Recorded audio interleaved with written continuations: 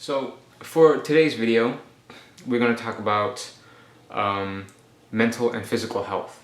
So your mental health is related to your physical health. A healthy body is a healthy mind, and a healthy mind is a healthy body. So what happens when you don't pay attention to that? How is that going to affect your tattooing? So let me give you an example. Let's say I spent all night last night playing computer games. Or I spent all night last night drinking excessively. The next day, I have a tattoo session at 11 a.m. and it's going to take me at least 4 hours. What do you think is going to happen? I'm going to gas out earlier. My body is going to be feeling it much quicker than if I had a well-rested night. I had a proper meal, I stuck to my schedule. So yeah, the session, my physical and my mental during that tattoo session is going to suffer, and as a result, the tattoo quality is going to suffer. So if you're on top of your physical and your mental health, then your tattoo quality output and consistency is going to be high naturally. So for example, Powell Indulski, he's somebody that I would say has a extremely high output of tattoos, quality and consistency, and at a high rate. So if you look at his Instagram and look at the timestamps and look at the tattoos that are posted, they're posted every 2-3 days apart from one another, and all these tattoos are full size, full detailed, technically difficult. He's experienced and he's efficient in what he does, so it's possible. But I rarely see any artist out there with that kind of output and at that quality. So it's just like, this is major league we're talking about. So let's see. Let's take a look at his physical and his mental health, right? Or at least what I can gather from the limited things that I can see. The very few selfies that he posts or photos of him, he looks physically healthy. And his mental health, from what I can tell, is that he doesn't say much. He doesn't post a lot of himself and his life in a toxic way. All he does is post his work, right? That tells me he's detached from social media and he's mentally sound. So he's not addicted to social media. Maybe he's addicted to posting and seeing all the likes, but that's kind of, at that point, a motivator for him to do more tattoos and at a faster rate. So that at that point, that might be a good thing. You decide, right? So he's a great example of somebody with good physical and mental health that contributes to his insane tattoo output. Another person I can give you is my boss, Ava. She is big on lifting, a lot of deadlifts. I actually went on one of her morning fitness sessions, and it was hard. It was fucking hard. I saw it through the end though, and I kept up, which I'm proud of. But she does a lot. She's also into CrossFit and also into tennis most recently. So this tells you that she's very, very high performing, physically active. And I can tell you, mentally, for who she is, she thinks a lot. She's very mentally healthy because she does the necessary things, right? Schedule, eats healthy, physically fit. And I can tell you that she does a lot of tattoos, and she manages 2 shops. One, Atelier Ava, and the other still in construction. They're opening a second location. So she's doing a lot. And that affects her work life tremendously.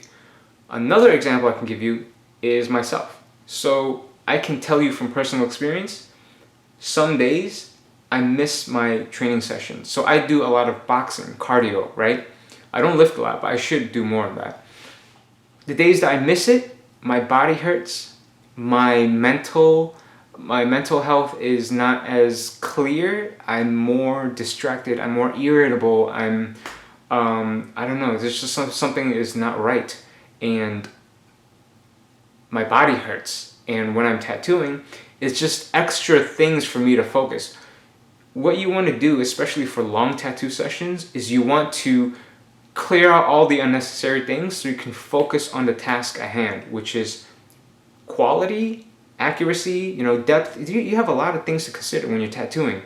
And for long sessions too, so hours.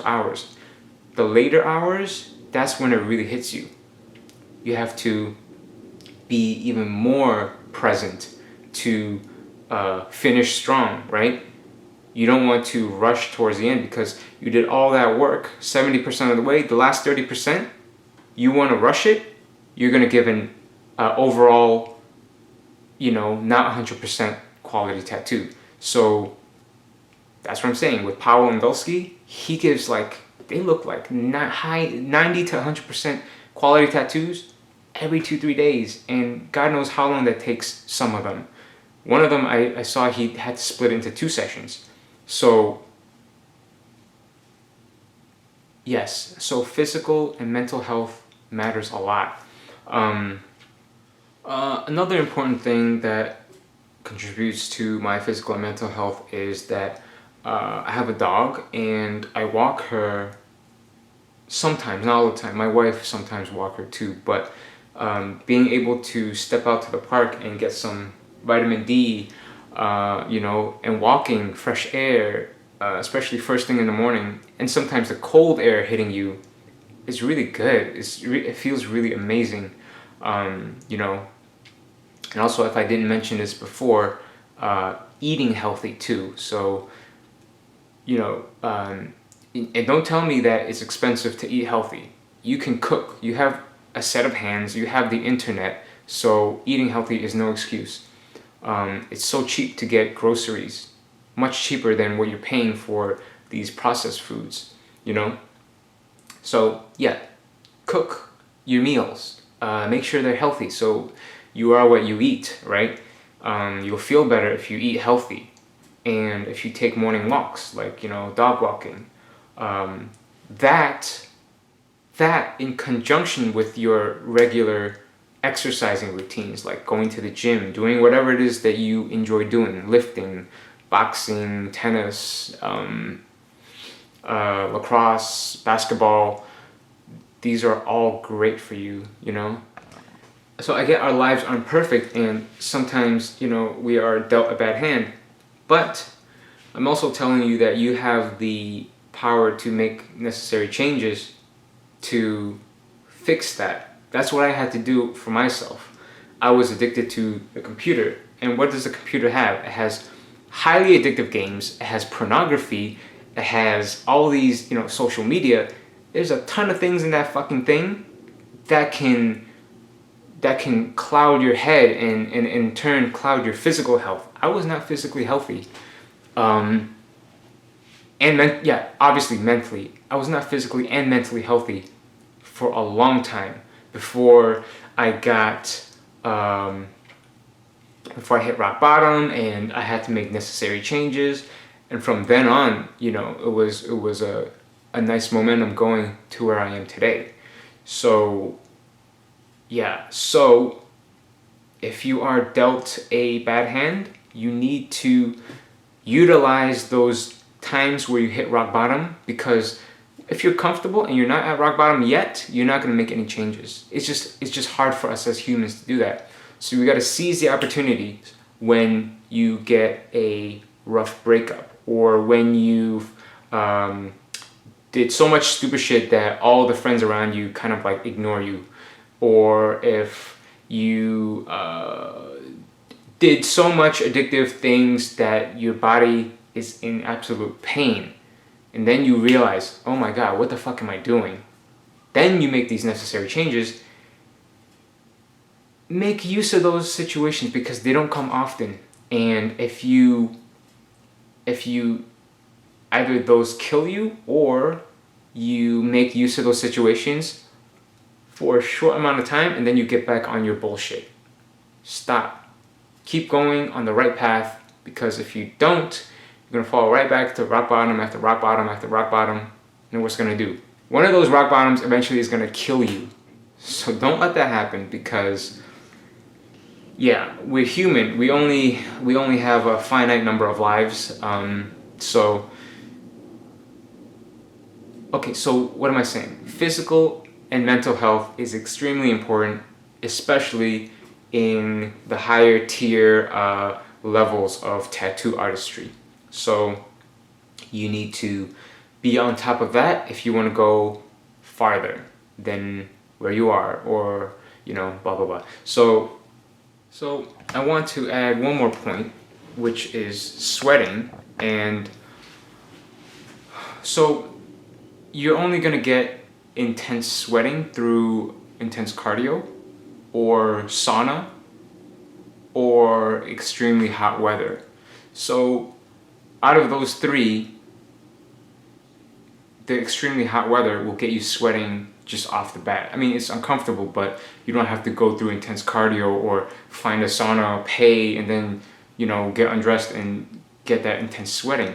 So point is, a lot of us, we automatically turn on the AC, and it may feel good because it's convenient not to be all sticky and sweaty, but it will make you more physically and mentally unhealthy, because having all that sweat pent up, not sweating, is not good for you.